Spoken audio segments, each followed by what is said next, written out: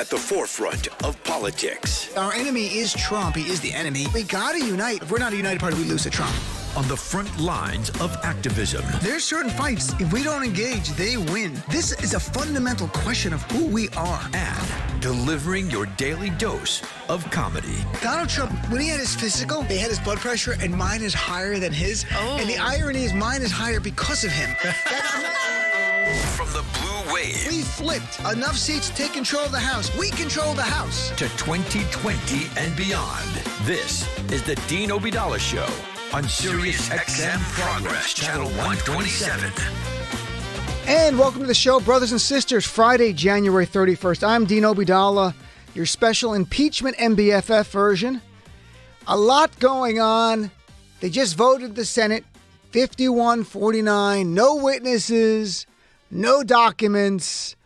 That's no trial, and there's no exoneration. Whatever the verdict is in this trial, Trump's impeached forever.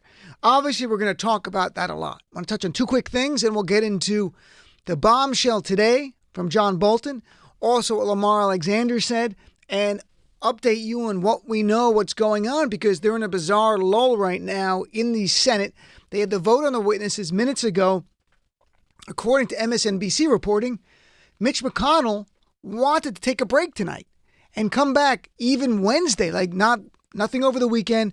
Monday, let the candidates go to Iowa, and Tuesday State of the Union, and come back Wednesday.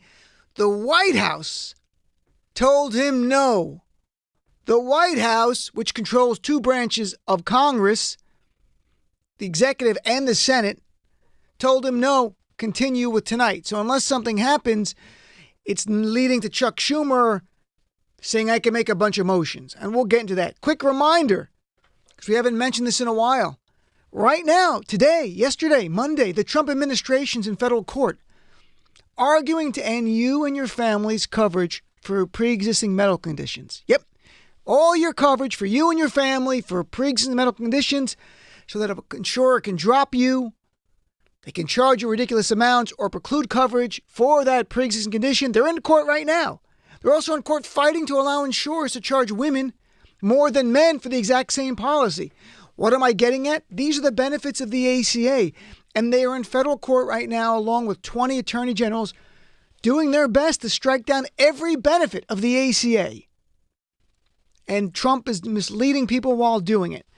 Secondly, a short time ago, Donald Trump expanded his Muslim ban to a few other countries. Altogether, they added Nigeria, Kazakhstan, Tanzania, Eritrea, Sudan, and Burma, also known as Myanmar, to the list. 4 of those countries are Muslim majority countries. Not surprising, you might notice from the countries there, most of them are African countries. This is simply red meat for Donald Trump's base. He is blocking more Muslims and more black people from coming to this country. And I keep saying, remember with Bill Clinton, the famous expression, it's the economy, stupid? With Trump, it's the white supremacy, stupid, because everything comes back to that. And some go, oh, I always talk about race. No, with Trump, you have to. That's what this is about. And, I told my editors at Daily Beast about a month ago, I pitched an article that in 2020, Donald Trump will follow his playbook from 2016 and just double and triple down on it. And now, in fact, have the power of policy, executive orders, rolling back regulations, whatever he can do in the White House to deliver on those promises. And they weren't sure, but now they are sure. Because I predicted they would expand the Muslim ban. And they're doing that. So everything Trump did in 2016, folks, go back, read about it, and you'll see it even more heightened in 2020. Demonizing Muslims, check. Doing what he can to protect white supremacy, check. Demonizing African American, be doing that. Demonizing Latinos, of course. Mocking women who are victims of sexual assault, be doing more of that. Saying he won't accept the results of the election, we'll hear more of that. Calling for violence at his rallies, we'll hear more of that. Everything you saw in 2016, and the more he trails in the polls to whoever our nominee is once we get to the summer and the fall, the more extreme, the more desperate, the more of the descent into madness that Trump will go and drag this nation with him. And I say that so that we are not to scare, but to make us aware so that we can prepare for what we're going to see from this guy. Nothing is off limits. So, we have a Congresswoman Judy Chu on later in the show who is going to talk about the new Muslim ban, the expansion of it to primarily, as Congressman Andre Carson put in a press release I just got, predominantly to black and Muslim countries. That's what he's doing, Trump. And that's red meat to his base, folks. Look, they want a white power structure. It was not economic anxiety. It was white anxiety. Understand that. All of this is about, even this Senate trial, is about protecting the white power structure that they fear losing. And that's part of it. So let's get to what's going on in the trial. So there'll be no witnesses. In fact, I got to play this 30 seconds. Here's Trump White House lawyer Patrick Philbin today telling the senators, we had enough witnesses. Why do they want more? This is unfair. They're greedy. Clip number 1. Now, there's also the fact that we actually heard from a lot of witnesses. We heard from a lot of witnesses in the proceedings so far. You've heard 192 video clips by our count from 13 different witnesses. There were 17 witnesses deposed in closed hearings in the House, and 12 of them testified again in open hearings. You've got all of those transcripts, so you can see the witnesses' testimony there. You got enough witnesses. Why do you need the ones that are bad for my client? You got these other ones and it's all fine. What a great argument for a lawyer. What an amazing situation for a lawyer to stand before a rigged jury and actually tell this jury, you don't need to see all the evidence because you got enough. And because we know what you're going to do anyway. So what does it matter? And, I was saying this for 2 days and I don't think there was any caller. Nobody called here and goes, I think the Republicans are going to put the Constitution first and the rule of law first and fairness and justice first and vote for witnesses. None of us thought that. No one, not one person called here and goes, I think they're going to put witnesses up. We've learned they're never going to do the right thing. The right thing for them is protecting their power. So whatever will protect their power, they're going to do. So we can't shame them. You can't make a decency argument or fairness or Constitution. They don't care. They care about power, specifically the white power structure. That's what they care about. And I got to tell you, for those who are angry at this vote, that you're angry at a rigged trial, good. Good. Remember that. Hold on to that anger. Tap into it anytime you feel like checking out. Anytime you're like, I don't know if I should get involved. I'm busy. Trump maybe isn't that bad. Anytime, remember the anger you feel when Trump does this. Think back to the anger you felt when Donald Trump got in front of his rally and mocked Dr. Christine Blasey Ford for laughs at his audience. So his audience in his rally could laugh at a woman who was sexually assaulted. Remember how Donald Trump mocked a disabled reporter. Remember how Donald Trump stands shoulder to shoulder with any man accused of abusing women. Anytime you need the anger to fuel you to continue to be active, think of these moments. And I will tell you, the trial is going to end in the next few days, maybe even early in the morning today. But that's this trial, the rigged trial. Not the real trial. The real trial, we are the jury. And that's November 3rd. And when we come out big, we win big. I went through the numbers last night. When we come out big, we win big. And we're going to come out and we're going to take out Trump and we're going to take out these GOP enablers. We're going to take the Senate back. And this is not the jury. We are the jury. Remember that. In fact, I keep saying, instead of usually with an election, they say, are you better off today than you were 4 years ago? I think with Trump, we should say, do you want 4 more years of a man who celebrates cruelty, who mocks women who have been sexually assaulted and abused, who spews racism and bigotry, and will commit more crimes? That's the question we should ask our fellow Americans. Not are you better off today than you were 4 years ago? We have no idea where you're going to be in 4 years with a guy like this. So today, late last night, early this morning, Lamar Alexander, senator from Tennessee, Republican, who's retiring, and there was hope he was going to come over and vote for witnesses. I didn't think it was going to happen, but who knows? He said no. But you know what? And there were a lot of Democrats upset, and I understand, but I never expected him to say yes. But he put out a statement. I'm going to read a little bit of his statement. His statement is so good for whoever our nominee is, because they're going to use the words of a senior retiring Republican against Donald Trump. Lamar Alexander said, quote, "It was inappropriate for the president to ask a foreign leader to investigate his political opponent and to withhold the United States aid to encourage that investigation," close quotes. Again, you have a sitting senior Republican senator saying, forget inappropriate or illegal. Don't look at that part. A lot of Democrats are like, inappropriate, it's illegal. No, look at the real words. He's making it clear. In his view, the president asked a foreign leader to investigate his opponent and withheld U.S. military aid approved by Congress as pressure. These are his words. We're going to use this against him over and over and over again. This actually helps us to no end. And he went on in his statement, was a little longer. There is no evidence, because there's no need for more evidence to prove the president asked Ukraine to investigate Joe Biden and his son Hunter. He said this on television on October 3rd, 2019, and during his July 25th phone call. No need for more evidence, he's saying. The House managers have provided this, what they call a mountain of overwhelming evidence. So there's no dispute.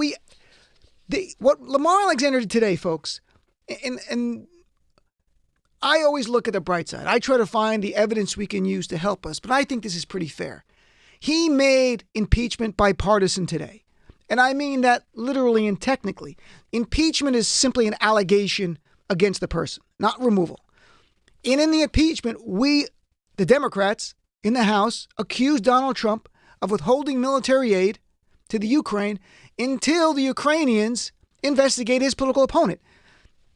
Lamar Alexander, senior Republican senator from Tennessee, embraces that fact. He is embracing the impeachment. He does not want removal. He thinks the voters should remove him or not. That's their choice. But he has embraced impeachment. So it is now a bipartisan impeachment. And I say that literally, it's a bipartisan impeachment. So I think that was really remarkable. It was helpful to us in ways that I think the 2020 Democrats who are running for president are going to salivate. We're going to use it. Super PACs are going to use it. And then there was another bombshell, which just shows we need witnesses. But again, the trial is not over. This trial was rigged. John Bolton could get up there and say, Donald Trump told me kill someone, and they wouldn't care. You could have someone say Donald Trump shot someone on Fifth Avenue, the tired cliche we hear all the time, but he could do it. They're not going to remove him. We know that. Look, when you want to stay in office and you also support the white power structure, that's what you're going to do.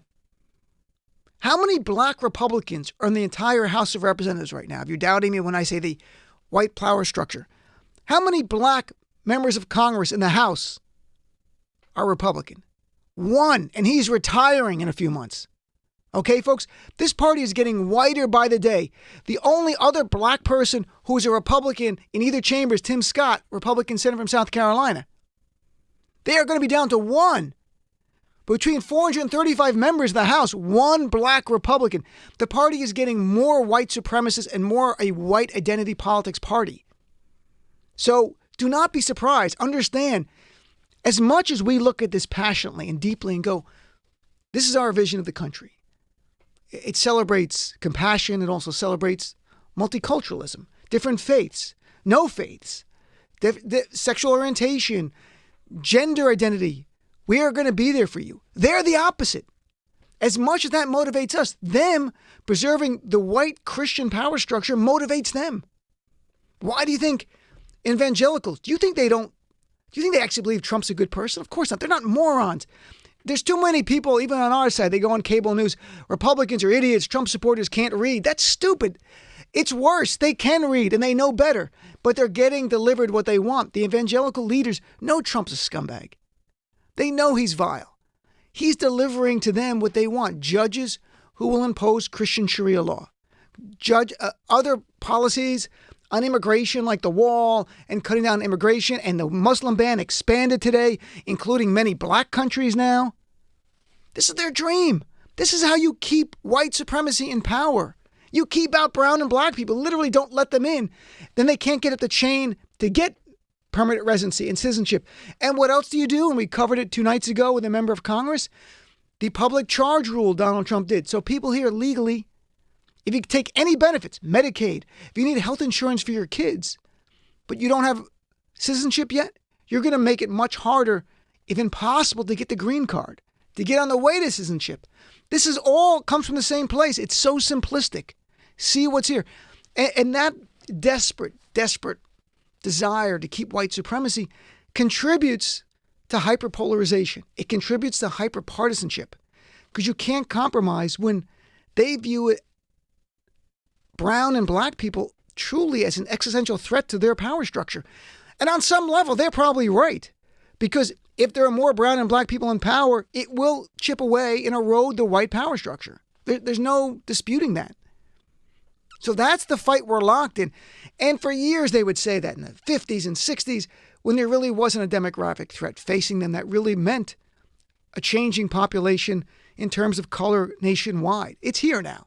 So expect more of this, not less. It'll become more acute in time, not less. And the Republicans who are sick and tired of white supremacy will leave that party. And I hope a third party emerges that's truly a conservative party, that's not about racism. We can fight them on policy every day. They want lower taxes for the wealthy. We can debate that. That's fine. They want less regulations for companies to dump stuff in the river. I think it's horrible. We'll debate that. But the ones who are moved by white power structure, folks, you can't debate that. Because again, John Bolton, bombshell, noon Eastern time, comes out, New York Times reports, this is brand new from Bolton's manuscript. He says he's in a meeting in May. This is months before the July 25th phone call.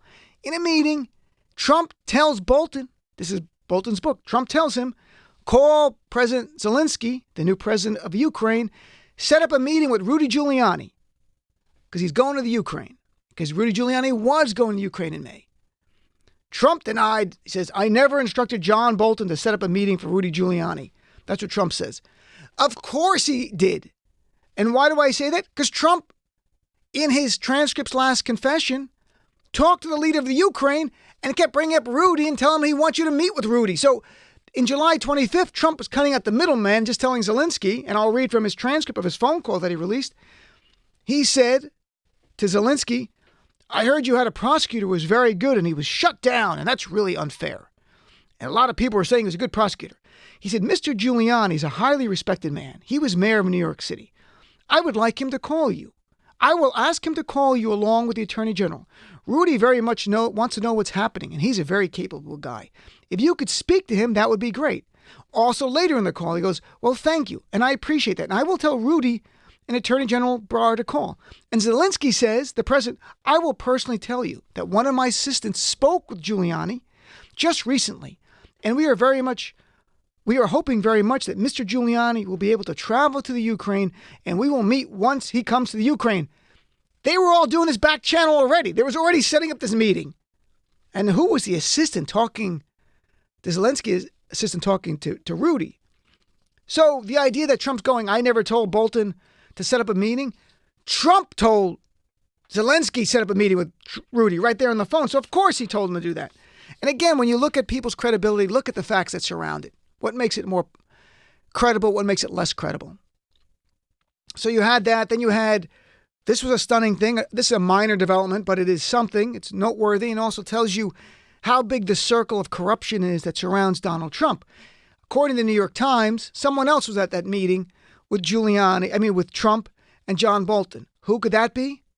Trump's main lawyer in this trial, Pat Cipollone, who's White House counsel. In fact, here's a clip of Adam Schiff on the floor reading some of the article and then pointing out and looking right at Cipollone, right at his face, saying, and you told us you didn't know anything about this. Here's clip number 2.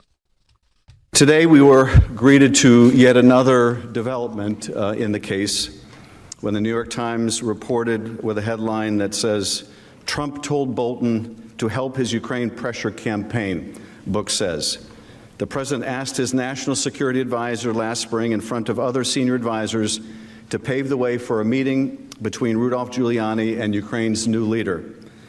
According to the New York Times, more than 2 months before he asked Ukraine's president to investigate his political opponents, President Trump directed John R. Bolton, then his national security advisor, to help with his pressure campaign to extract damaging information on Democrats from Ukrainian officials, according to an unpublished manuscript by Mr. Bolton.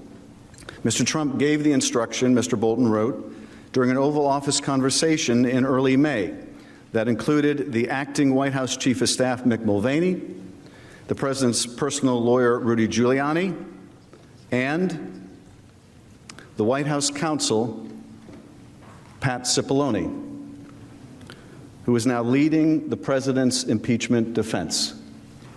Now, you will see in a few moments, and you will recall Mr. Cipollone suggesting that the House managers were concealing facts from this body. He said all the facts should come out.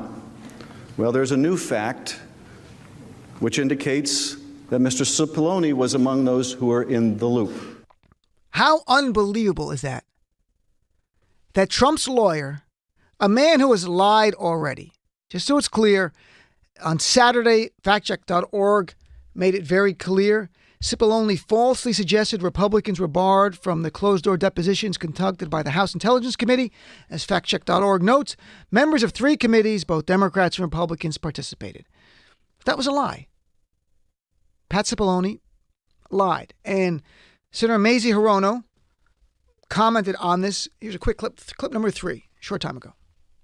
If the allegations are true that he was actually at a meeting where he was very aware that the president was plotting this scheme to get the Ukrainian president to do his will, political will, and his whole entire argument has been there's no evidence to that effect, and he's one of the witnesses to this happening. There is such a thing as when lawyers lie to the tribunal, there are things that can happen to you. Senator Hirono, would you like to see? There are disciplinary actions, but that's, you know what, I'm not focusing on that right now. I'm just saying if I were Pat Cipollone, I would be worried. But I'm still focused on the need to get witnesses. So that was a short time before the vote. Obviously, there's not going to be witnesses now. And then Chuck Schumer stated something a short time before the vote, and I think he's dead on here. It's the idea that we're going to keep learning about the information. They can't stop it.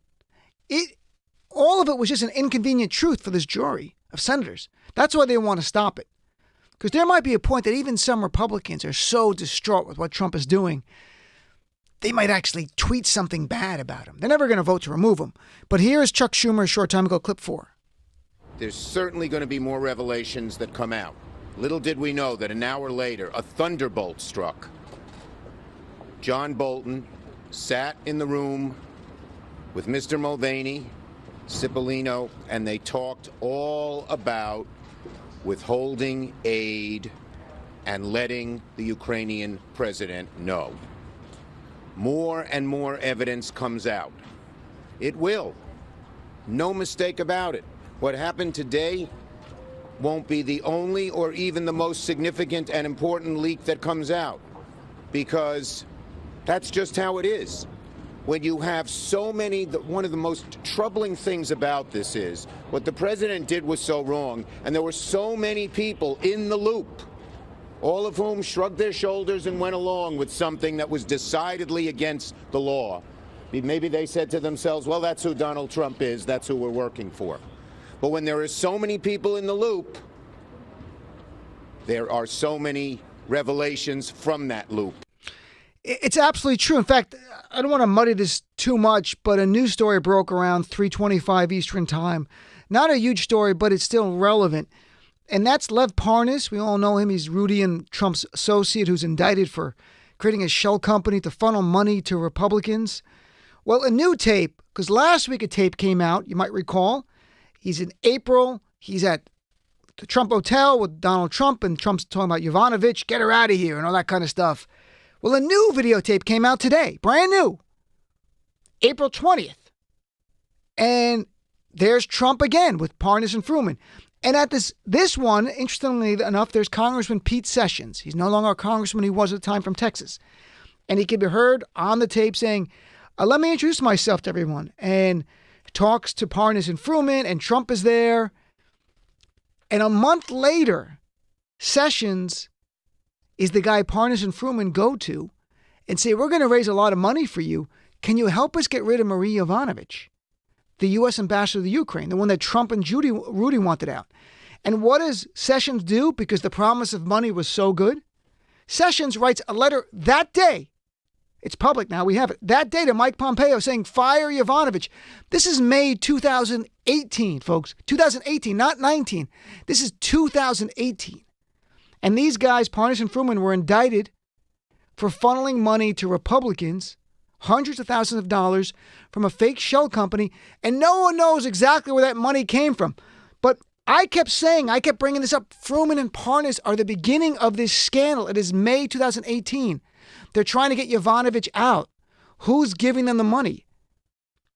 We might find out Rudy is giving them the money to get rid of them because there's some financial interest. We might find out Trump associates gave them the money to funnel this out. Very likely Russians did because Parnas got $1 million from Russians in September, right before he was charged in October with these crimes. I don't know the answers because none of us know the answers yet. What we do know is, as Chuck Schumer said, more information is going to come out. So do not be frustrated in any way that this trial, this rigged farce charade is coming to an end. It's over. Trump is impeached forever. Forever. Go to history.com, the page on impeachment. There's a picture of 3 presidents, Andrew Johnson, Bill Clinton, and Donald Trump. Trump's picture will always be there. It'll be in every school book going forward from now on. When they learn about impeachment, they'll learn about the criminal Donald Trump and how, as Lamar Alexander, the GOP senator, and I'll only quote him from now on, senior GOP senator from Tennessee told us all that Donald Trump withheld aid from the Ukraine to pressure the Ukrainian president to investigate his political opponent. That's what Trump did, and that's what a senior Republican senator said. And everyone's going to learn about Donald Trump, the criminal, going forward. So, like diamonds, impeachment forever. We're going to have an impeached president give a State of the Union on Tuesday. Oh, look, between now and November, we're going to go through a lot. But we are the jury. We're going to vote to convict and remove Donald Trump on November 3rd. And we're going to remove a lot of these senators. We're going to take Colorado. I'm hoping South Carolina with Jamie Harrison. I'm hoping Tennessee with Mitch McConnell. Susan Collins in Maine. Maybe Tom Tillis in North Carolina. If we win 3, all we need is 3 and the presidency and vice president. We have a tie. Vice president will be a Democrat then, cast the deciding vote. We just got to flip 3, and when president and vice president, we control the Senate. Then we change the rules. Filibuster's gone. We start passing legislation that helps middle class and lower class Americans. And yes, we're going to raise tax on the wealthy. That's fine. They're not paying enough. They don't pay anything. Let's be blunt. That's what we got to do. And then we talk about health care for all.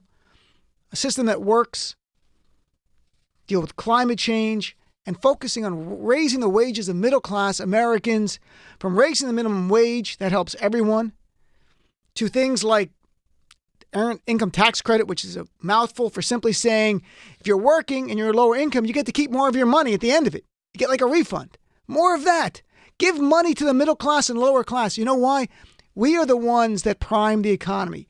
If you give someone in the middle class an extra $1,000 or $2,000, what do they do with it? We spend it. Give that money to a wealthy person. They already had that money. They didn't need $1,000. They're already buying what they want. We're the ones that move this economy. So that's the focus. All right, let's take a break. I'd love to hear from you. What do you make of this ridiculous garbage that we're seeing as a trial? Does it piss you off, and does it anger you more to get more involved? 866-997-4748. And do you think this will hurt the Republicans in the long run?